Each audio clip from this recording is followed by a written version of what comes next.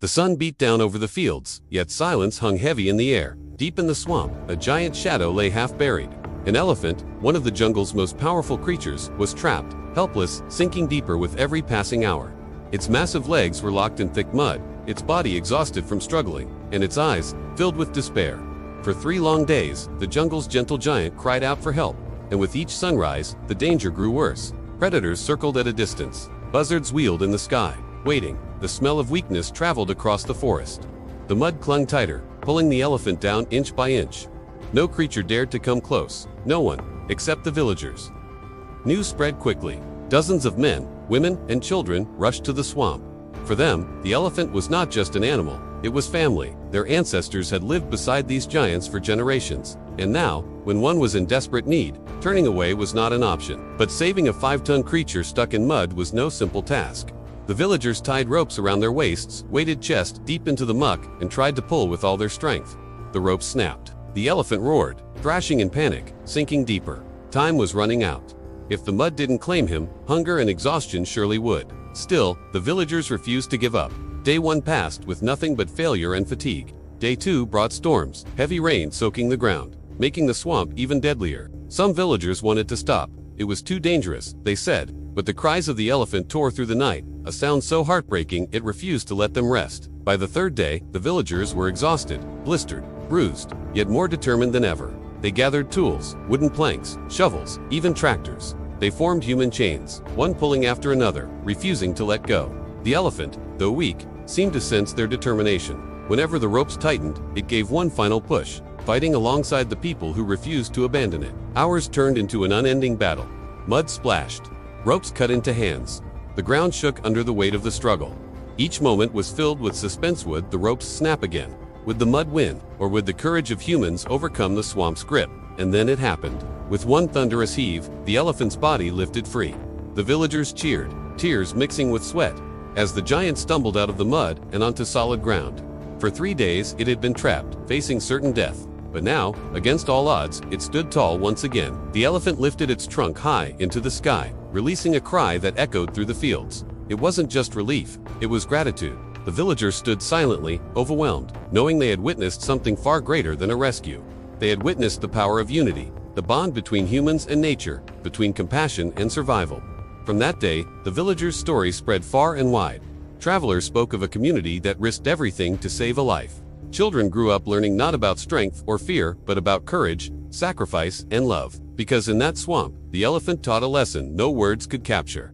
Greatness is not about power or size. It is about standing together when hope is gone. It is about risking everything for another's life. And it is about remembering that even the strongest among us sometimes need saving. Today, the story of the elephant trapped for 3 days is told as a legend of villagers who fought mud, rain, and exhaustion. Not for glory, not for reward, but for compassion. A legend proving that when hearts unite, no weight is too heavy, no challenge too great, and no life beyond saving. There once was a village nestled between rolling hills and a vast, mysterious lake.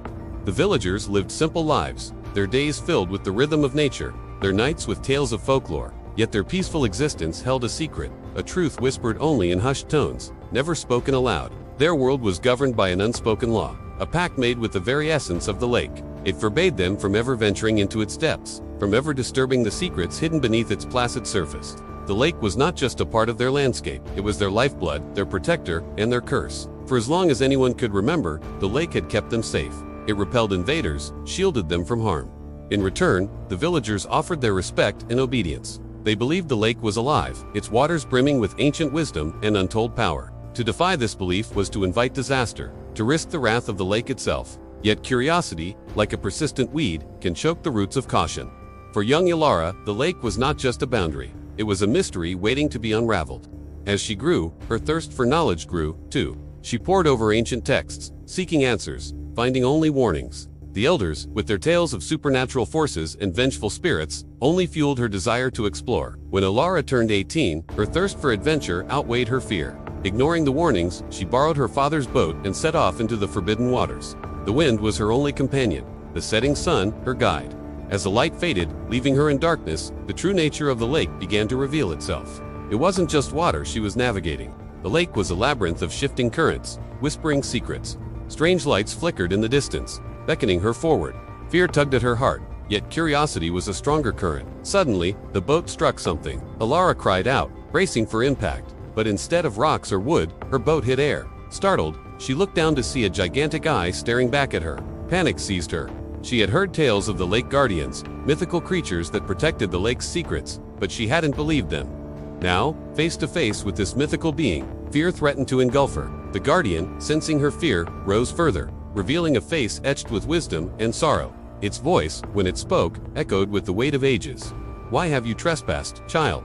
Its gaze seemed to pierce through her, seeing not just her physical form, but the depths of her soul. Elara, trembling, found her voice.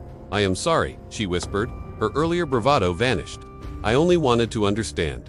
The guardian regarded her for what felt like an eternity.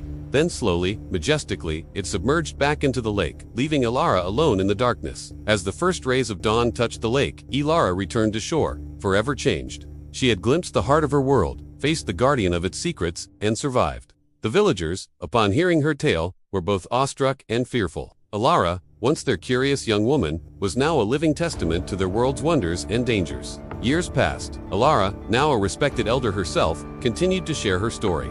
The villagers, though wary, couldn't help but be drawn to the mysteries their lake held. The balance between their world and the lake remained, a delicate dance of respect and intrigue. The legend of Elara and the lake became a cornerstone of their culture, a reminder that sometimes the greatest adventures lie not in the pursuit of the unknown, but in the understanding and preservation of the sacred. The forest stood silent, a solemn guard around the clearing. In the center, bathed in the soft glow of early morning, sat Kenji, a young man whose spirit was as untamed as the wilderness he called home. Beside him lay a magnificent white tiger, its head resting on Kenji's lap, its majestic form a testament to the raw beauty of the wild. This was no ordinary tiger. This was Shiro, a creature of myth and legend, a symbol of power, grace, and an indomitable spirit. But Shiro wasn't just a beast of legend. He was Kenji's companion, his friend, and in a way, his brother. Their bond was forged in the heart of the forest, a testament to the unlikely friendships that can bloom in the wild. Kenji had found Shiro as a cub, injured and alone. Instead of showing fear, Kenji, driven by an instinct he couldn't explain, had nursed the cub back to health. This act of kindness had created an unbreakable connection between them.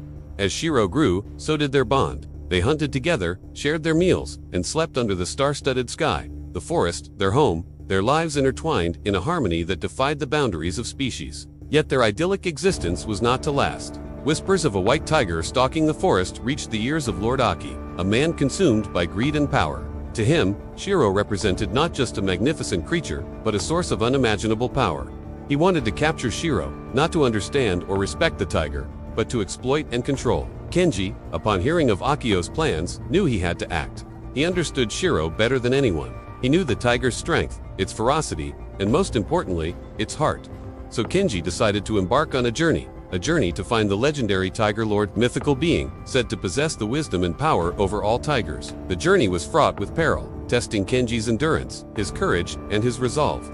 But he pressed on, driven by his love for Shiro and his respect for the natural world.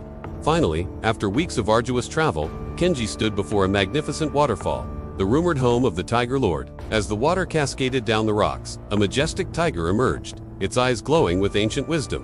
This was no ordinary tiger. This was the Tiger Lord. Kenji, upon meeting the Tiger Lord, revealed his purpose, seeking guidance and protection for Shiro.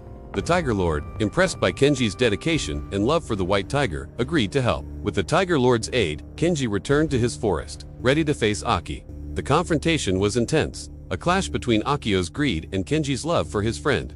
But in the end, it wasn't brute force that won the day. It was the bond between Kenji and Shiro. Their friendship, loyalty, and mutual respect. In the end, Aki was defeated, not by claws or fangs, but by the power of an untamed heart. As peace returned to the forest, Kenji and Shiro's story became a legend, a tale whispered from generation to generation, reminding them of the power of friendship, the importance of respecting nature, and the strength of a heart that beats with the rhythm of the wild. If you enjoyed this story, don't forget to stay tuned for more enchanting tales. And always remember, the greatest adventures often begin with the smallest steps.